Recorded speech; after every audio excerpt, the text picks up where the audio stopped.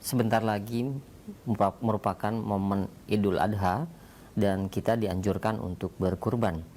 Yang ditanyakan dari beberapa penanya, bagaimanakah tuntunan ibadah kurban yang sesuai dengan sunnah Nabi Shallallahu Alaihi Wasallam bagi kami yang tinggal di perkotaan dan hewan kurban sudah melimpah?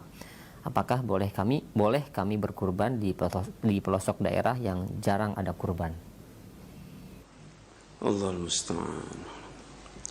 Ini ujung-ujungnya donasi ini. Dari pertanyaannya kelihatannya tebar hewan kurban. Mungkin itu maksudnya kali ya.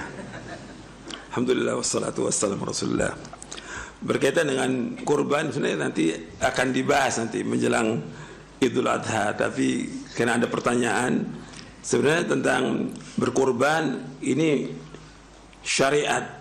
Setiap syariat sudah pasti syiar. Tidak setiap syiar itu syariat. Perhatikan itu.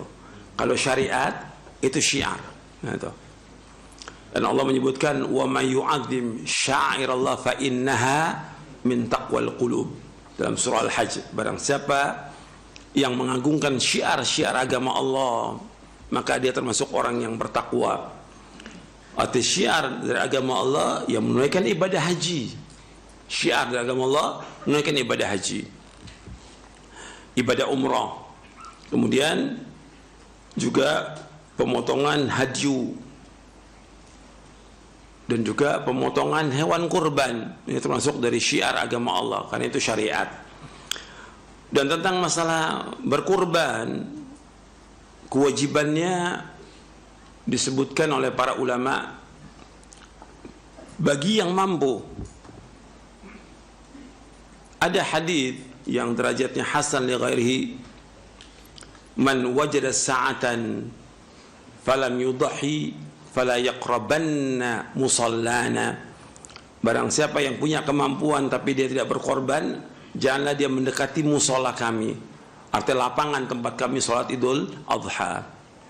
Dari hadis ini dijelaskan oleh sebagian ulama bahwa berkorban itu hukumnya wajib dengan dasar hadis ini. Tapi jumhur ulama mengatakan sunnah muakkadah, artinya sunnah yang sangat ditekankan. Sebagian mengatakan bahwa itu wajib. Kita umpamanya berpendapat yang wajib bagi yang mampu, dan berkorban wajib bagi yang mampu. Sekarang kalau kita sebagai kepala rumah tangga kita wajib, ya kita korban. Anak kita mampu, ya korban. Tapi kalau enggak ada, cukup satu keluarga, satu hewan korban. Karena para sahabat radhiyallahu anhum ajma'in itu mereka berkorban satu keluarga dengan satu ekor kambing. Nah, riwayatnya sahih, diriwayatkan oleh Imam Tirmidzi dalam sunannya. Sahih riwayatnya. Satu ekor kambing untuk satu keluarga. Gitu. Kemudian dia korbankan, arti dipotong hewan korban itu ketika selesai sholat Idul Adha, dan dia sendiri yang berkorban. Artinya dia yang potong, karena contoh dari Nabi Muhammad SAW, Nabi motong hewan korbannya. Juga para sahabat juga demikian, motong hewan korbannya. Bahkan ketika banyak, Nabi itu motong, kemudian Nabi nggak mampu untuk meneruskan, Nabi suruh Ali untuk motong. Kemudian yang tukang potong yang lainnya, kata Nabi, jangan berikan apa-apa dari hewan korban itu. Nu'tihi min indina, kami berikan dari kami. Nggak boleh diupah dari kulitnya, kakinya, kepalanya, dagingnya, tidak boleh. Tukang potongnya dari kami. Dan termasuk dari syiar dari agama Islam itu, ya kita saksikan korban itu. Bukan seperti sekarang orang berikan kepada panitia korban, dia sendiri nggak lihat sama sekali, bahkan takut motongnya. Gimana takut motong? Nabi contohkan motong, lihat darahnya. Kalau antum lihat darah kambing takut, gimana mau jihad? Lihat darah kambing takut. Allahul musta'an. Gimana mau jihad itu? Gimana antum takut? Lihat, itu syiar dari agama ini. Dan itu tergantung pada kemampuan dan dilakukan di tempatnya, di daerah yang dia ada di situ. Nah, sekarang ada usaha untuk mengirimkan hewan kurban ke daerah-daerah. Ini perhatikan, kan ini tergantung kepada kemampuan. Jumhur tadi pendapatnya apa? Hukumnya apa? Sunnah muakkadah. Gitu. Ini kan orang nyari kerjaan ini, tebar hewan kurban. Apa ini antum ingin mengambil apa di sini? Uang siapa? Uang kaum muslimin. Iya kan? Antum ingin menerima amanah dari kaum muslimin. Apa betul tuh antum amanah nantinya? Apa antum salurkan benar? Dan di sana dilaksanakan benar atau tidak? Dan kapan waktunya? Antum saksikan nggak itu? Ini masalah amanah, akan ditanya oleh Allah pada hari kiamat nanti. Masalah uang ini. Ini kaitan dengan masalah apa ini? Donasi. Ini yang ada. Yang berkali-kali saya sampaikan. Antum jangan takalluf. Apa ada kewajiban kita di daerah juga harus makan kambing seperti kita makan kambing? Ada nggak kewajiban? Nggak ada kewajiban sama sekali. Gitu. Kalau pemerintah mau kirimkan hewan korban, itu punya hak untuk itu. Tapi kita ngadakan demikian, enggak. Ini kan kadang-kadang kita ini, di belakang kita ada siapa? Ada tukang dagang. Nah, ustadznya mesti jeli. Ya. Jangan dibodoh-bodohin sama tukang dagang.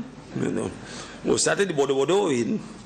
Dikasih baju, udah cukup deh ustadznya. Ceramah.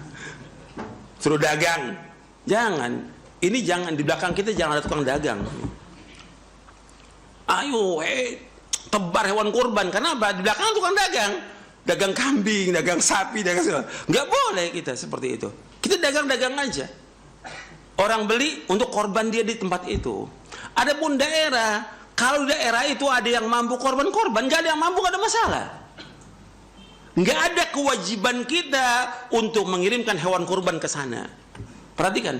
Ini banyak yang salah paham yang seperti ini. Antum takalluf. Ketika antum terima uangnya, benar nggak antum belikan hewan itu? Antum lihat nggak cacat atau tidak hewan itu? Sampai apa tidak ke tempat itu? Dan dilaksanakan atau tidak sesuai dengan sunnah? Ini bukan masalah kecil, masalah besar. Akan ditanya Allah pada hari kiamat nanti. Antum jangan takalluf. Yang terbaik antum nih yang ngomong-ngomong tebar hewan kurban, antum korbannya dulu deh. Antum korban deh. Buat antum, buat istri antum, buat anak antum, udah antum korban. Udah, antum potong sendiri, antum bagikan kepada kaum muslimin. Itu syiar di situ. Tapi jangan sibuk dengan sumbangan hewan antum nggak ada kewajiban sama sekali, nggak ada kewajiban. Dan juga nggak ada contoh salah. Mana ada contoh salah? Oh, kirimkan hewan korban, bawa nih hewan korban untuk daerah Mesir, daerah Syam, daerah ini, nggak ada. Masing-masing aja di daerahnya. Oh, mereka daerah miskin, nggak ada masalah. Mereka nggak kurban. Mereka nggak makan kambing juga nggak mati. Mereka nggak makan sapi juga nggak mati, gitu. Ini udah takalluf ini berlebihan. Dan rata-rata orang itu udah tinggalkan kewajiban, banyak kewajiban ditinggalkan. Karena udah kalau yang begini, ini sunnah. Udah seperti pahlawan ini ngumpulkan. Ini udah takalluf berlebihan. Lalu yang wajib apa? Yang wajib bagi dia bukan hewan kurban, yang wajib bagi dia mendakwakan dakwah tauhid.